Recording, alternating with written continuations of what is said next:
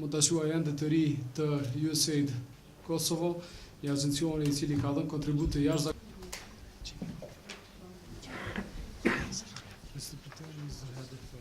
Mr. Hope, I nderuar zoti Preteri, zoti Shita, disa të nderuar anëtar të Odës Ekonomike Amerikane, përfaqësues të mediave, është folur shumë dhe shpesh për pasojat e rënda që ka korrupsioni për zhvillimin e qëndrueshëm të shoqërive, në këtë rast të shtetit shumë të ri dhe shumë fragjil të Kosovës. Nuk ka dyshim se këto pasoja rëndojnë edhe mbi zhvillimin ekonomik të vendit përmes ngadalësimit të rritjes ekonomike, por edhe në sigurimin e një dispozite të rëndësishme kushtetuese, siç është garantimi I ekonomisë së tregut dhe konkurrencës së lirë, bazë kjo e rregullimit ekonomik të Republikës Kosovës. Janë prezantuar raporte të shumta të organizatave vendore e ndërkombëtare mbi perceptimin për të njëjtën kohë dhe mbi praninë reale të korrupsionit në vendin tonë. Janë dhënë rekomandime të shumta të cilat edhe nëse janë marrë parasysh nga ana e institucioneve të vendit, edhe nëse janë përfshirë në kornizën regulative e ligjore, nuk mund të themi që janë zbatuar sa duhet, edhe besoj që kjo është dëshmuar më së miri me mos zvoglimin e normës së korrupsionit edhe mos shtrënjosjen e tij. Prania e korrupsionit ngulfat dhe pengon zhvillimin e bizneseve të cilat promovojnë vlera të shëndosha të afarizmit.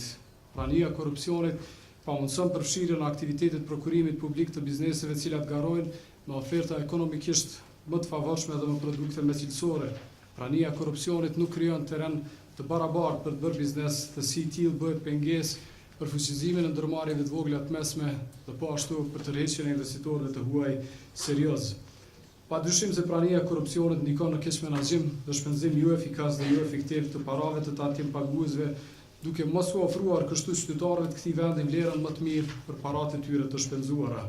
Prania e korrupsionit dekurajon po ashtu të rinjët që kanë potencial dhe aftësi ndërmarrëse që t'i tregojnë këto potenciale të tyre dhe këto aftësi në sektorin privat. Jo më larg se në dhjetor të vitit kaluar, Oda Ekonomike Amerikane pati bërë publike një qëndrim atë kohë në cilën kërkonte nga qeveria e re e vendit që tregonte përpjekje më të mëdha, cilat do të rezultonin edhe me suksese më të mëdha në luftimin e korrupsionit, derisa me të drejtë gjithmonë fajsojmë institucionet e vendit, qeverinë dhe agjencitë e pavarura për mos krijimin e një kornize të përshtatshme ligjore edhe për masa të mangëta në implementimin e atyre kornizave ligjore për luftimin e vendit, unë të njëjtën kohë do doja të ftoja biznesit, do doja të ftoja po ashtu mediat, qytetarët e këtij vendi që të njëjtën kohë të denoncojnë, të raportojnë për rastet e korrupsionit në agjencitë përgjithëse, meqense unë besoj që është përgjithësi gjithëpërfshirëse kjo jona që të bëjnë pamundurën që të shpaguajnë përpjekjet tona për ndërtimin e një shteti I cili do të ishte I denj edhe për integrimet euroatlantike. Ndërtimin e korrupsionit, zoti Adi Shita, nga kompania Shita I kam bërë një ulëmteri rreth disa prej përpjekjeve. Ulëmtim të vogël se një ashtu për hapa që I kanë marrë. Korrupsioni është një temë mjaft e konsumuar duke në atë se si që ndronë Kosova në këto raporte ndërkombëtare, në aspekt në krahasim me shtetet e tjera të rajonit, mirë po dhe t'i përmendë për shembull raportimi I deklarimi I pasurisë publike e tjera. Gjithandej, ky është një definim timi I pushtetit të dhënë për fitime private. Që do të thotë që ky fenomen ndikon qinje në raportin e Transparency International për gjatë viteve, nga viti 2008 deri në vitin 2014 dhe në fund në kolonën e fundit është mesatarja e rangimit të këtyre shteteve gjatë këtyre viteve. Për sqarim, si krijohet ky rangim, do thotë, krijohet duke u bazuar në disa anketa me ekspertë të fushës, në fakt që kanë dhënë mito për fituar ndonjë shërbim publik nisin dhe vjetë. Çka është edhe ma shqetësu korrupsionit, Transparency International e bën edhe barometrin global të korrupsionit, që realisht është zhvillohet në secilin vend që anketohet, perceptohet se jenë më të korruptuara, nga këta të anketuar është fatkeqësi prej një cëllë. 14 Oda Amerikane në Kosovë pati kryer një ulëmtim me më shumë se 650 në aktivitetet të prokurimit publik në të kaluarën, ka rezultuar se 32% e tyre thonë se kanë hasur në korrupsion gjatë aktivitetet të prokurimit publik. Kjo është edhe një dhënë e ngjashme me një ulëmtim të marrëshëm në vitin 2011 që I kemi kryer në kuadër të Odës Amerikane kundër korrupsionit, duke qenë se vetëm 9% e këtyre respondentëve në anketën tonë besojnë se korrupsioni është duke luftuar në mënyrë efikase, ndërsa 43% e tyre mendojnë që për duke u adresuar vetëm në aspekte në mas të tjera. We at USAID and at the U.S. Embassy writ large are strongly committed to transparent development of Kosovo's private sector. Like all of you, we believe that economic growth is the building block of a stable democracy, one that will benefit all the citizens of Kosovo. So whether it's agriculture or information technology, tourism, wood, apparel, it's really the private sector that has to drive Kosovo to its prosperous future. The United States has always supported here in Kosovo a system that promotes individual freedom to pursue the work of one's choice, to run the business of one's choice, to make success through one's hard work. We've funded programs that have helped industries and firms improve competitiveness and create jobs, get access to capital to expand and to grow, and to improve marketing and standards to increase sales both domestically and for the export market. Those are all good. Those are all good programs. But there are many obstacles that have clearly held back economic progress in Kosovo, including our topic for today, which is the prevalence of corrupt practices, particularly in procurement and contract management. We really have to pledge and continue to work together to end these practices, to reduce the impact that corruption has on economic growth in Kosovo. So you already know that, as we've heard in the presentation, that corruption is perhaps the single most important constraint to economic growth in Kosovo and in many other countries. It deters foreign direct investment. It increases the cost of doing business. It creates a sense of unpredictability, a lack of confidence in the environment, the business environment. These are things that are the exact opposite of what a business owner or a managing director wants to see in order to carry out their business. Cronyism, bribery, irregularities in contract enforcement are realities that businesses operating here in Kosovo must contend with each day. Even yesterday, the EBRD highlighted in its report corruption as one of the three main problems of doing business in Kosovo. We know that the effects of corruption touch all levels of society, not just business owners. Its costs go far beyond the price of a bribe. It erodes public confidence in people's concept of their future.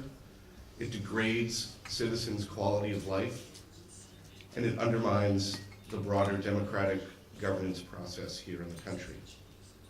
As we've seen in the presentation, and we know from the Transparency International and World Bank reports and indexes, no country is immune to corruption, but clearly Kosovo has work to do, along with all the other countries in the region.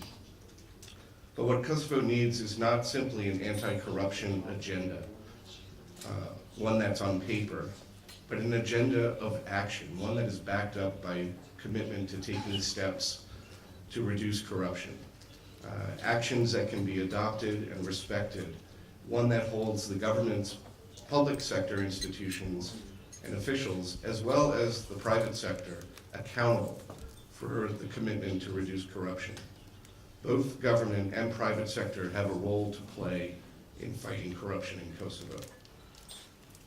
We, USAID, have taken a multi-pronged approach to try to support those who are fighting corruption in Kosovo. Programs have focused on supporting improved ethics and management systems, various processes including the use of technology to reduce corruption, increasing transparency in the court system, public awareness, and other kinds of. We are doing this because we want to see Kosovo progress towards its European path, towards its European future. And the people of Kosovo and the government of Kosovo, business men and women of Kosovo, should do this because this will create a more stable and prosperous country for the future. USAID and the U.S. Embassy, we remain committed to supporting efforts in this country to fight corruption through programs and technical assistance. We will continue to do so with many of the partners around the table this morning, including Arian and his team at the American Chamber of Commerce. I look forward to the rest of the discussion to not only talk about the scale and scope of the problem. We are all very good at identifying the scale and the scope of the problem. But let's also talk about what are the actions that we can take. What does that agenda look like, and what are the steps that can be operationalized?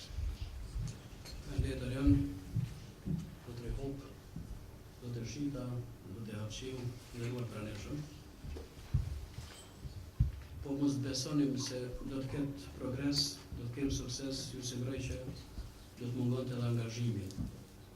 Për shikuar ku jemi, do të shikuar ku kemi qenë, është bërë një progres.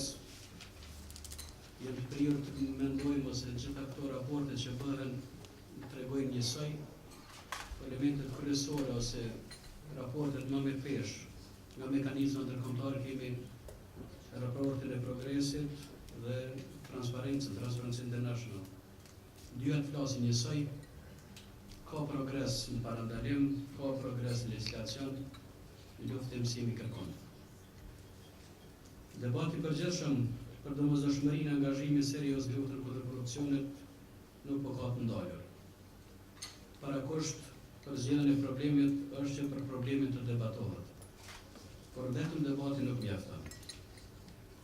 Më njëherë ka progres në legislacion. Legislacioni gati është i përmbyllur. Tek parandalimi janë disa aktivitete të masa të cilat janë të krahasueshme edhe me shtetet për cilat u referu dhe të cilat morën si model në angazhimin parandalimin e korrupsionit. Kosova i ka të gjitha institucionet që kanë për mision luftën kundër korrupsionit. Nuk ka duplifikime, të gjithat janë dhe kanë të gjitha këto breshtsinë e vetë në funksionim, por ato janë. Tek luftimi i korrupsionit, ku janë shifrat?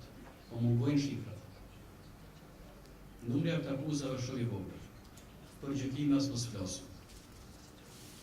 Në bazë realizimit të misionit të agjencisë, ne jemi duke përcjellë dhënat, është pjesë e misionit, nuk është çështje perceptimit e agjencisë sa po bëhet me korrupsionin, por duke folur për duke ju referuar dhënat zyrtare.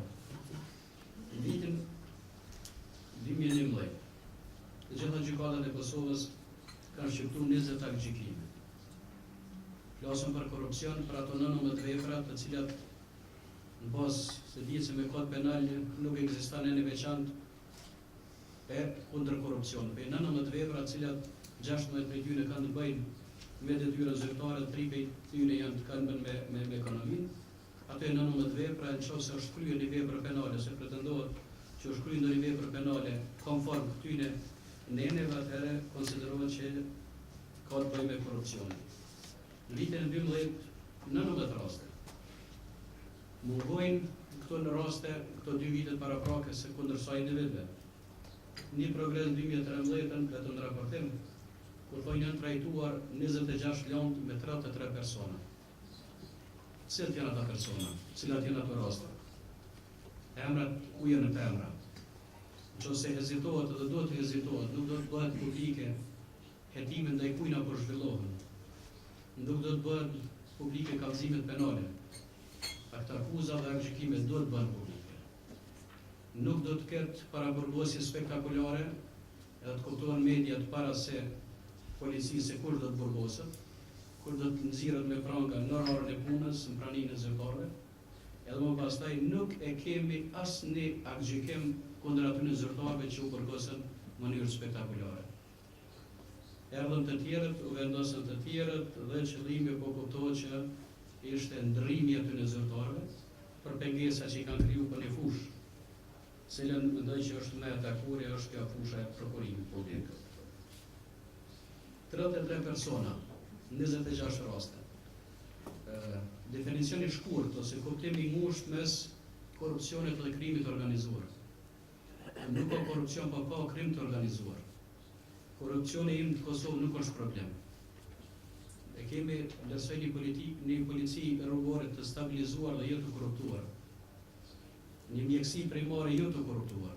Një administratë fillestare jo të korruptuar. Nuk ka nevojë qytetari i Kosovës që në çdo moment i ketë 5 euro ose 10 euro në dorë për çdo kontakt që i bën me institucionet e shtetit të paguaj. Ka raste të tilla, por askush nuk mund të pasurohet me 5, me 10 euro ose me një çokoladë. Kush po pasurohet shpejt dhe shumë, me një rrezik vogël, të gjithë ata që e rregullojnë fushën e prokurimit publik.